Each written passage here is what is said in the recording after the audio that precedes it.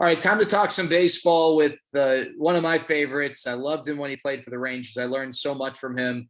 Now he's back in the organization as the Major League catching coach. He's also the catching coordinator, so responsible for all the catchers essentially and their development and growth throughout the entire organization. It's Bobby Wilson, who is taking some time to talk with us. This is going to be the first of a few videos we do, but we're going to focus on catching today. Bobby, thanks so much for taking some time. Yeah, this is awesome, man. I love talking catching. This will run into many videos because something that I love, something I did, and there's a lot of stuff I feel that we can get out there to not just promote catching, but help people with kind of what's going on at the major league level. Yeah, for sure. And I guess let's start with this. Their coaching staffs are so different now than they were maybe even when you played, certainly when we were growing up watching the game, and the roles and the responsibilities. So Major League catching coach, pretty self-explanatory. Catching coordinator, you oversee the development, like I mentioned, and the growth of catchers up and down through the system. But how would you describe your job if someone asked you without necessarily even mentioning the title? Hey, Bobby, that's cool. You're on the Rangers coaching staff. What do you do? Yeah, so that's a question I get often, actually. Like, what exactly do you do?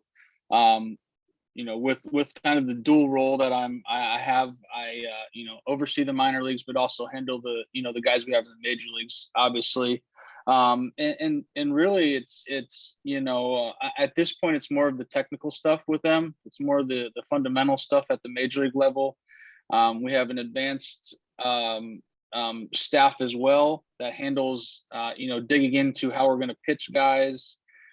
Brett Hayes heads that up for us, and kind of we have discussions and talks throughout the game to try to make adjustments, but Brett pretty much heads that up. My role in game is to make sure that their setups are in a good spot, that they're in a good frame of mind, throwing, blocking, and making sure that the pitches that we need to get called strikes are being called strikes, and just basically keeping them in a good position on the major league side, and honestly keeping it loose in the dugout. It's kind of something I did as a player. It's kind of somewhat of my role with there's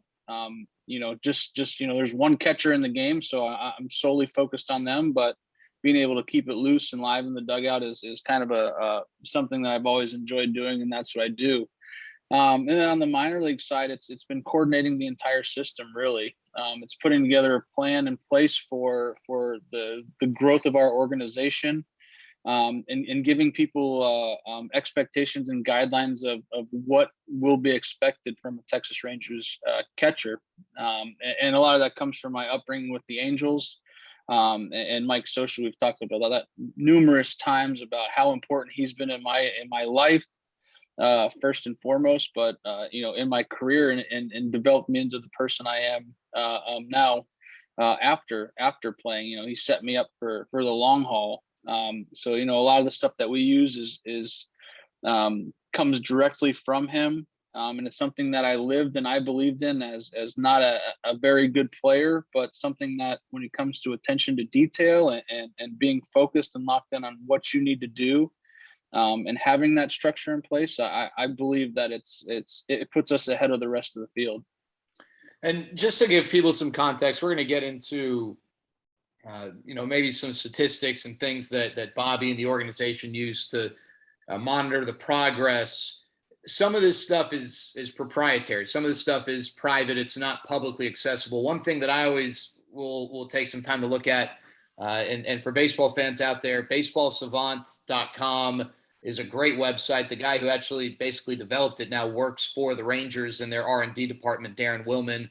But there's all sorts of information, and one of the statistics runs extra strikes, which essentially it's a calculation that determines runs created or saved based on a catcher's ability to convert pitches into strikes. And it's a counting stat, so the more pitches you receive, the more likely you are to be at the top of the list.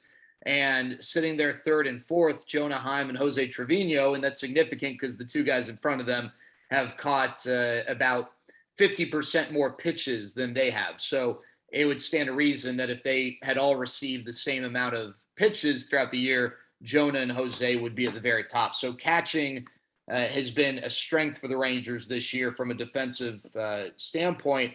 And we'll circle back to those numbers. I guess, you're not too incredibly far removed from your playing days, but it does seem like there's still a huge gap between maybe what you were learning when you were playing versus what you're teaching now that you're in this role. Oh gosh, if I tell you, if myself 5 years ago heard what I was teaching our guys now, I mean, it would be a disaster. But yeah, the game's changed, and it's forever changing.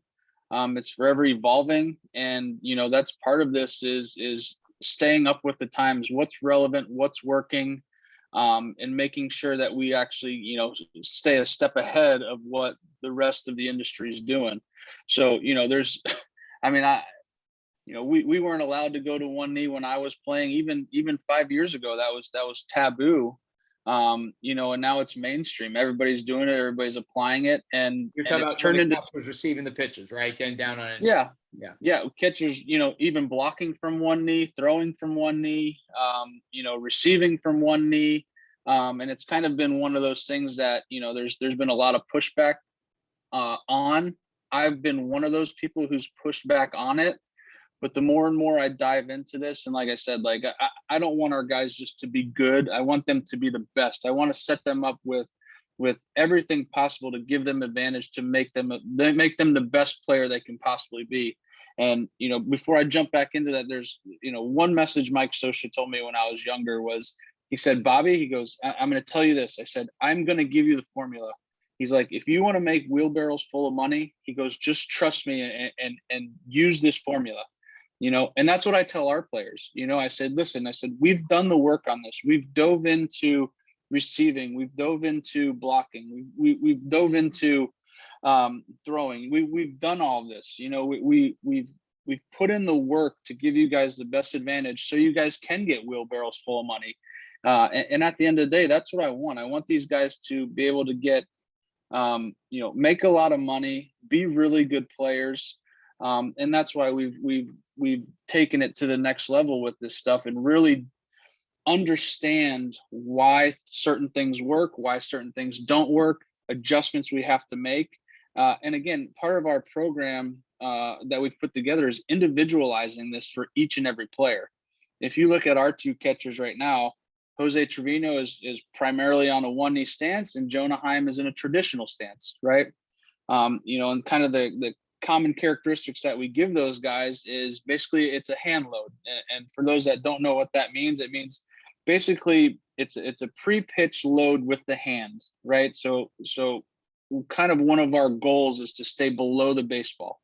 And one thing that we know based off of the numbers that you mentioned is that the elite receivers in the game at this point, they dominate the bottom part of the zone and they dominate arm side, right? The catcher's arm side. And that's where a majority of the pitches are thrown. So that's kind of our focus with receiving. We have to dominate the bottom and we have to dominate arm side. So with that, we actually teach our guys to load to the ground.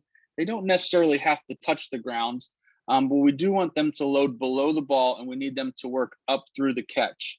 So a majority of our time is spent on the bottom part of the zone and that arm side, because that's what we've found is the best locations for elite catchers. So that's what we work on. I mean, we obviously work on other areas and like you said, with all the information and data we have now, our adjustments are made by inning essentially. They're not made, in my day where it was, a month later, you're going, oh, I just wasted a month. Like our adjustments now are made, inning by the inning, by the game.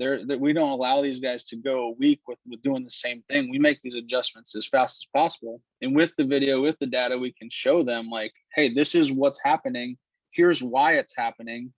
And I was a visual learner, and I feel like the new generation of player is they need it now. They need it right now. And whether that's, social media ties, whatever it is, but they need that information right now. So that's what we want to give them, and back to the hand load, like we talk about loading down to the ground, loading below the ball so that we can work up. And we give these guys a menu item basically of that, so basically it can be glove flat, it can be a pinky, load to the ground, it can be a roll forward, it can be we got corkscrew. We have a bunch of different terminology for this that we use to put them in the best position. And like I said, all of it's individualized. Here's your menu list items, and let's try each and every one of them to see what fits you best. So you kind of touched on this. I think, maybe 5-10 years from now, organization, the data I had and the data you had, there'd be a lot of variance. Now it seems like, while it's maybe not exactly the same, organizations, top to bottom, all have a ton of data available, but it's about the communication of it. So, and that was something I always was struck by you when you were a player, and I would go to your locker in the clubhouse and pick your brain about whoever was pitching that night or the night before, whatever, is your ability to communicate all this stuff. A lot of people have this stuff up here, or they can regurgitate numbers, but to communicate it player to player in a way that they understand and embrace, and maybe even empower them to make the decisions that I do like this, or you just talked about the menu of loading options. This is what I like, or this is for me. What's the process that you take on? What have you learned to best or most effectively communicate something to a player that might be foreign to them? I think, like I said, showing them exactly what I mean. Instead of just saying, "Hey, do this or do that." A big part of this is making the player believe or think that it's their thought. So a lot of it is like, here's options. I like this one the best. I think this one would be the best for you. But we also have this one. So I want you to try both of those, and, let's make a decision of what's going to work. Now, on the flip side of that as well, it goes, okay, if this is not working, now I have this other option for them that they can use, and they're like, they like the options at this point in time. They like having the choice of what they want to do, but again, if the numbers don't align to what they're trying to do, then we have to make an adjustment. And that's part of the, for instance, Jonah Heim caught last night, and, he felt a little rushed. So, we make an adjustment in the second, third inning. It was a timing issue, right? So he felt rushed with his hand. And a lot of times you see with that pre-pitch load, you'll see guys rush to the ground. They'll actually hit the ground and they'll bounce straight up. Well, that causes them to jump above the ball and be on top. And with gravity and the ball coming down, it's going to knock your glove down instead of it going up to catch the ball. So those kind of things we can make adjustments in game. As far as relaying the information, like when a player comes to you, you have to be ready. Like you have to let them fail a little bit. But when they come to you and they say, "Hey, like this doesn't feel right," you better be ready. You better be prepared, because if you're not prepared, that's when you lose them. And that's kind of one thing. Like I'm pushing to our players, to our catchers, kind of like you said, like the preparation of this is so important. Whether it's pitch calling in the game, whether it's game management. Like if you're not prepared, and I tell our players this, I said, anxiety is created when you're not prepared. And I pulled that from my personal experiences when I didn't feel that I was fully prepared to navigate, in division rivals lineup. When I wasn't ready or I wasn't prepared for that, I was nervous, my stomach churning, you're looking around, your head's spinning.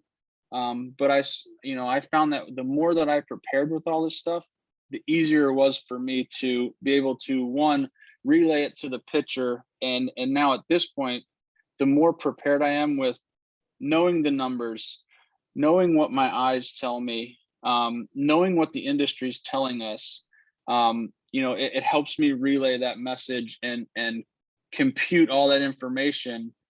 But again, like, to be honest with you, like we're not scientists, we're baseball players. We're not the smartest people that you have ever been around.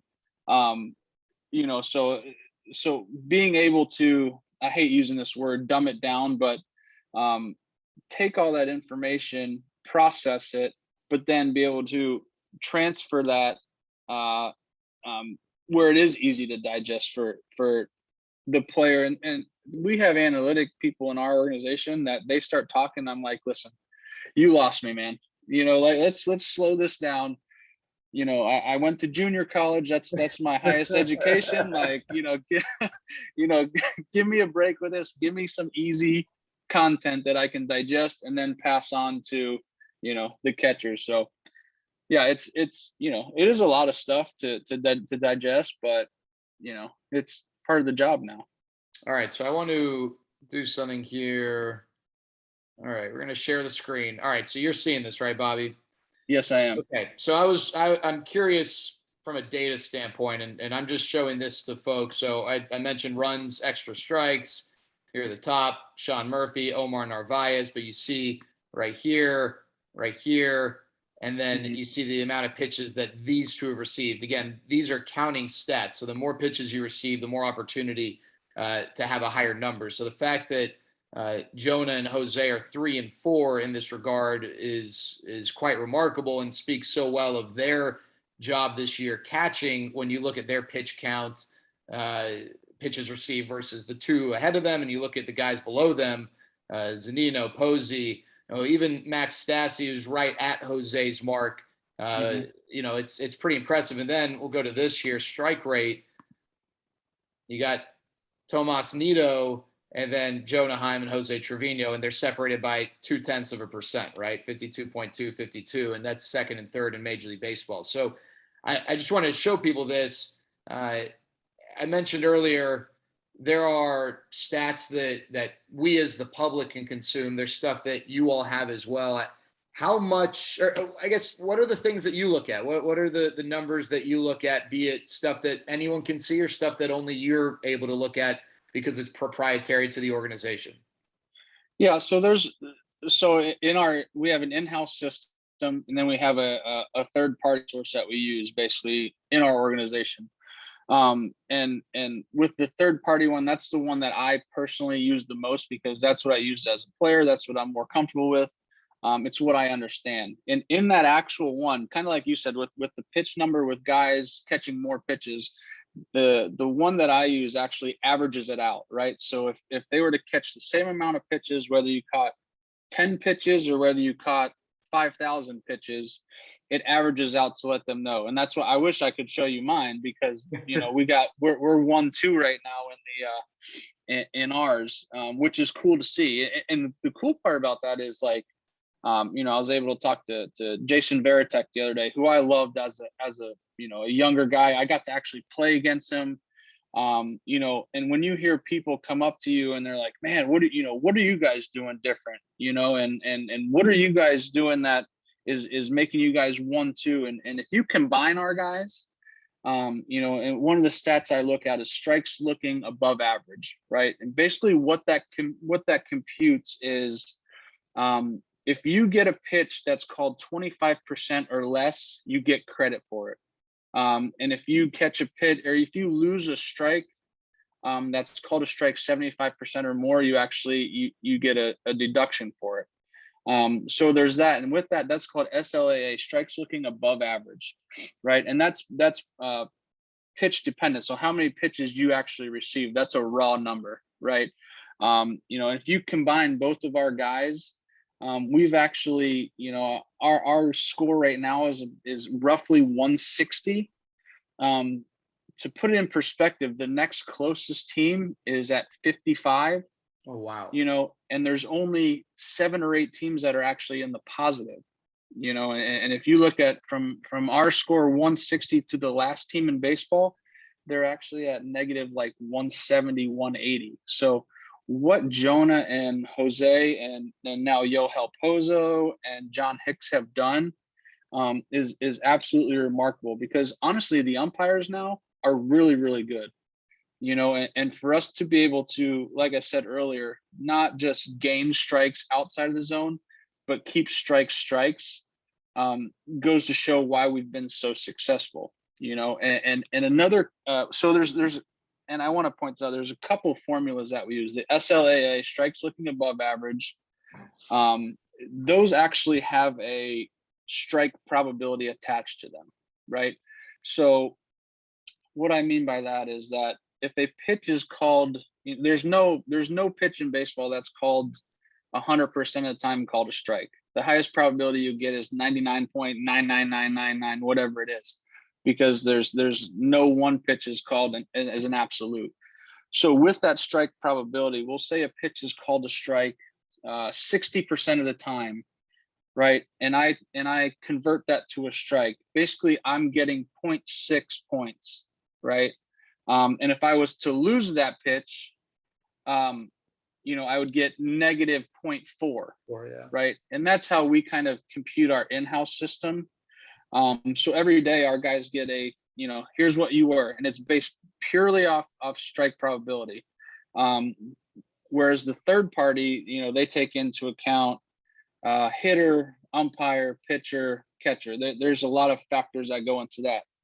But our in-house just calculates that strike probability, which I think is a pretty good way to do it. It's very simple, very easy, but digestible for me and for our catchers. And then we have question. Yeah. So just using that example, the 60%, it's called a strike 60% of the time. Is that just for this season? How far, like that environment that is creating that number? Is it just for the given year? Or how far back does that data accrue, I guess? So that's one thing that I'm unclear of, to be honest with you. What I would say is kind of registered off the year, because these numbers are, even if you look back at last year's numbers, they still move from time to time. So I'm assuming that it's kind of a running number of it, not just solely based off this year or, even the last. I would say it's most likely a running. I'm unsure of that, but just based off seeing numbers kind of move here and there, I would have to imagine that would kind of be part of it. But like I said, you have the SLAA, then you have our in-house system, which calculates strike probability. And then I told you about the SL plus. That's what we look at, and that's the average one basically. So, and identifying, good receiving catchers, that's part that we can go in and say, okay, well, this guy only caught 10 games last year, but in those 10 games, he stacked up with Jose Trevino, or he stacked up with Jonah Heim, or, Tucker Barnhart's, one of those guys who's always up there. The guy who we played against last night, Max Stas, he's always up there. It kind of puts it into, this is where this guy stands. This is how good he is.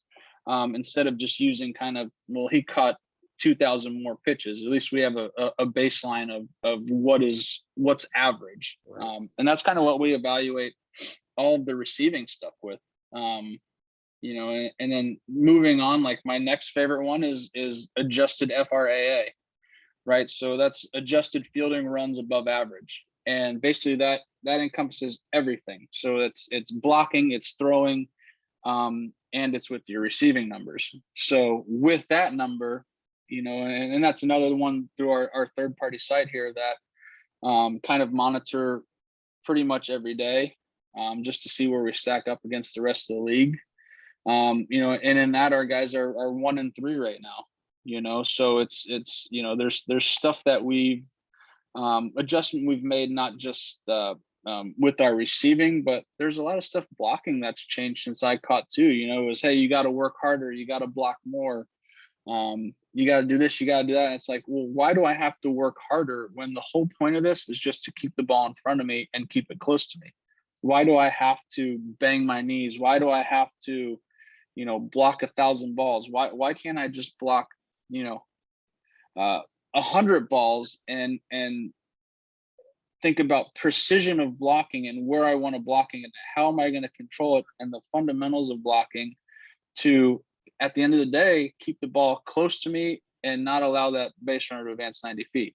So there's like, throwing adjustments. We make throwing adjustments. We throw every 3 days, basically. The first game of every series, we do our workout, our catcher's workout, which, is something I took from Sosha.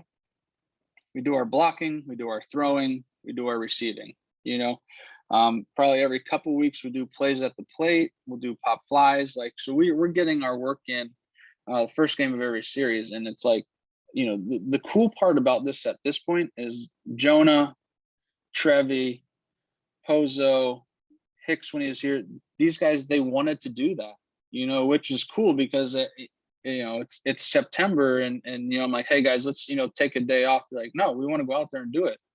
Like, these guys are having success and now they want to get even better at it. So it's all this stuff is so rewarding, and being able to put the numbers with what we're doing and them having success.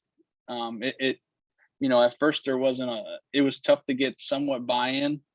Basically coming off my my playing career, and I had to earn trust with these guys. I remember in Jonah in spring training, the first time I saw him, I'm like, hey Jonah, what's going on, boy? He's very quiet, doesn't want to, he doesn't let loose too often, and had kind of break that barrier down, had to show him. And we went through spring training, and it was like, based off our strike probability, it was like, Jonah was -4 today.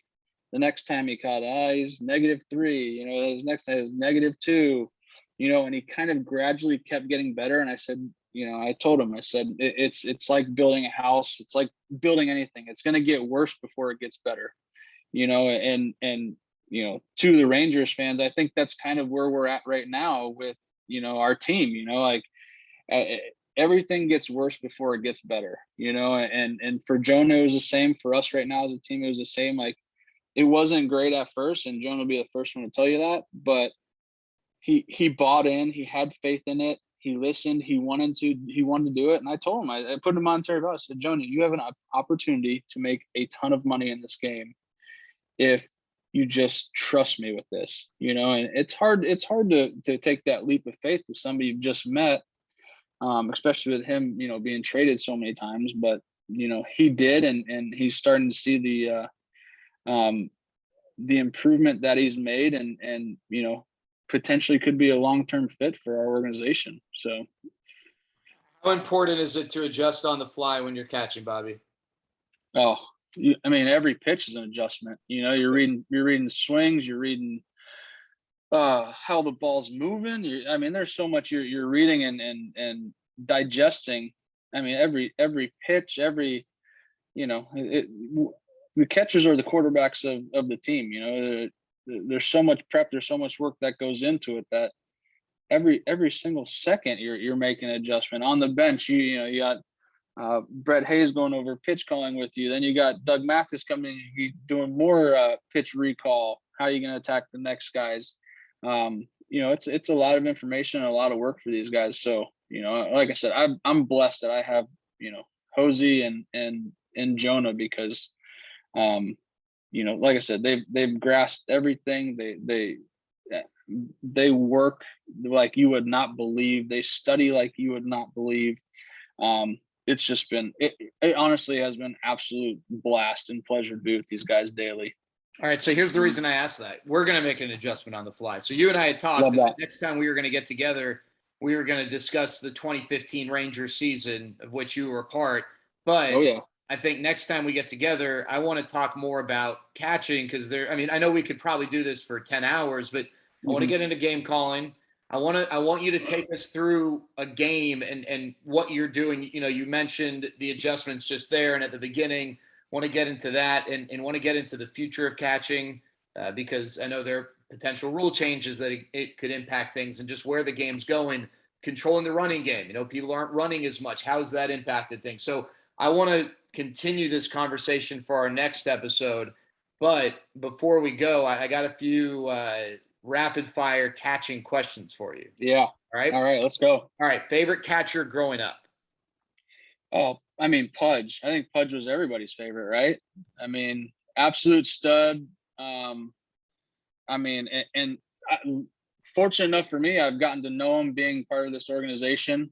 Funny, real quick, but Pudge used to, when I was catching, he used to sit there in the front row, and as I'd be running off the field or running out the field, Bobby, hey, come on, you got, we got to use this pitch for this guy. I'm like, okay, Pudge, like I got it, and then I right there, I would make that adjustment, and there'd be times I'd be looking over Pudge and he'd be going, hey, breaking ball right here, so like to be, I had the Wilson glove that Pudge used, like, I don't know, he was always my favorite, and being able to know him now and have a relationship with him is like, it's pretty cool. Favorite catcher to watch that you played against, like the guy that when you were sitting in the dugout and he was catching, you really enjoyed watching him do his thing?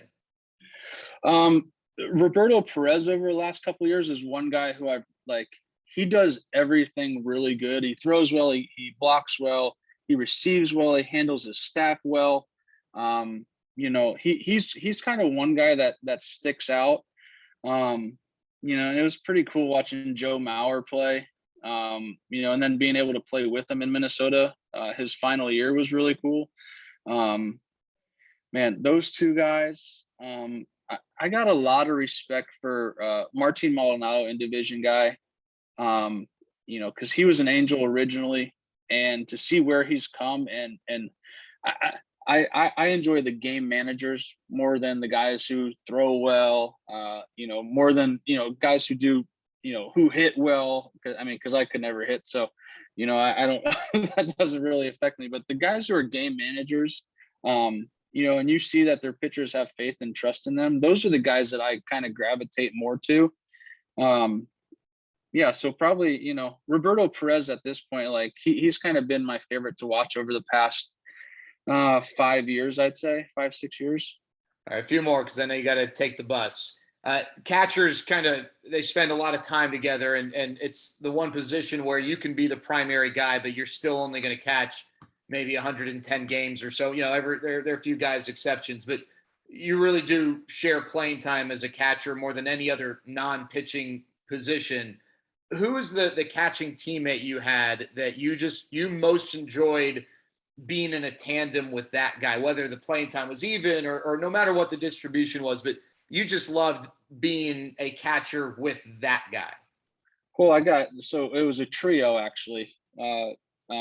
Jeff Mathis and Mike Napoli, and obviously, Nap's been one of my best friends, lifelong friend for since we met each other in 2005, I want to say, with the Angels in the minor leagues, and we built this relationship, this bond, to where I would do anything for him and he would do anything for me, and I try to tell our guys throughout the season too, like, it's not just going to be you two guys. Like, there's going to be guys in camp that you're going to spend time with, because very rarely do two catchers ever make it through an entire season, so I tell those guys, like, this is a group of people, because we're going to need that third, fourth, possibly fifth catcher, and I was the third catcher with Jeff and with Nap.